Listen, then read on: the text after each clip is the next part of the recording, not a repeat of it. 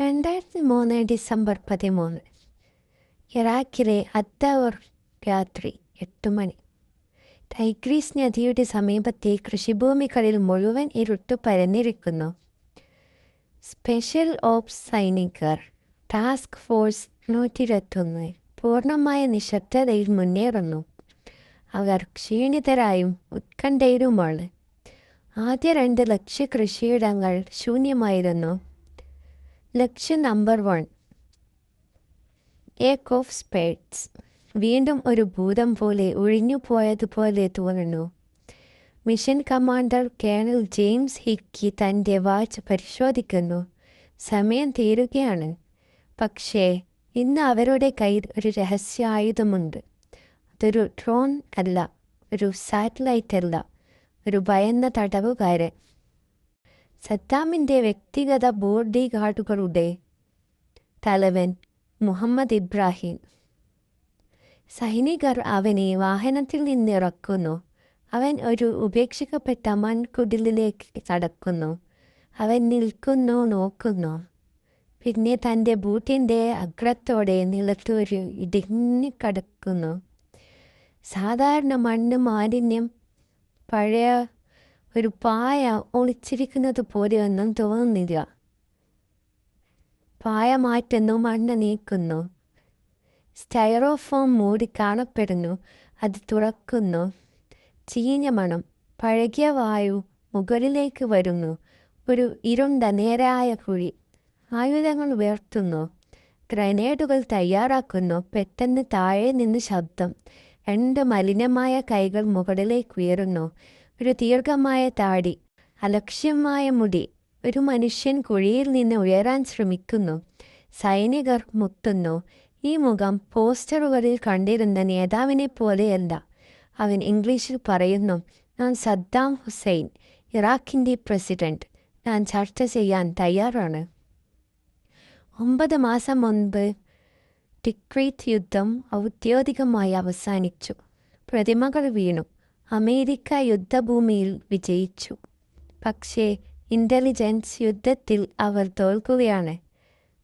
Pentagon ഒരു ലളിതമായ തന്ത്രം ഉപയോഗിക്കുന്നു. കാർഡ് ഡെക്ക് 52 പ്രധാന ബാത്തിസ്റ്റ് നേതാക്കൾ സദ്ദാം. സൈനികർ ഈ കാർഡുകൾ കയ്യിൽ കരുതി തിരയുന്നു. പക്ഷേ ഒരു വലിയ പ്രശ്നമുണ്ട്. ആരും സദ്ദാമിൻ്റെ സ്ഥാനം അറിയുന്നില്ല. സർജന്റ് എറിക് മാഡിക്സ് ഒരു സാധാരണ ചോദ്യം ചെയ്യൽ ഓഫീസർ. അവൻ ഒരു പുതിയ ആശയം അവതരിപ്പിക്കുന്നു.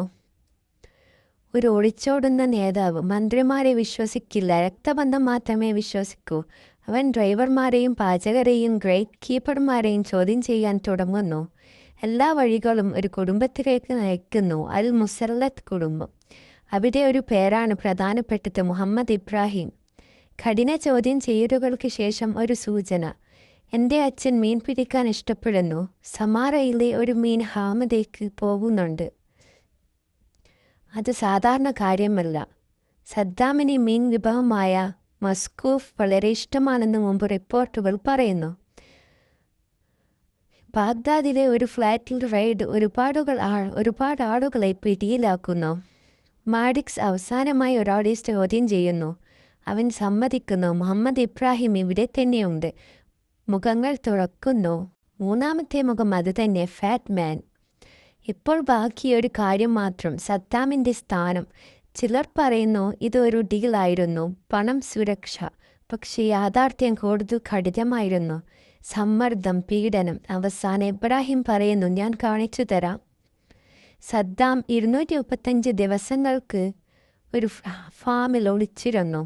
അവൻ കുഴിയിൽ ജീവിച്ചിരുന്നില്ല. ഒരു ചെറിയ മുറിയിലായിരുന്നു താമസം. സ്പൈഡർ ഹോൾ അടിയന്തര സ്ഥലം മാത്രം. അവൻ്റെ വിശ്വാസപ്പെട്ട വ്യക്തി അലാനാമിക്. ഒരു ദിവസം ഇബ്രാഹിം ചോദിക്കുന്നു, ആക്രമണം വന്നാൽ ബോസ് എവിടെ ഒടുക്കും? അല വിശ്വസിച്ച് രഹസ്യം വെളിപ്പെടുത്തുന്നു. അതാണ് വലിയ തെറ്റ്. Operation right Don. 600 സൈനികർ എല്ലാം പരിശോധിക്കുന്നു.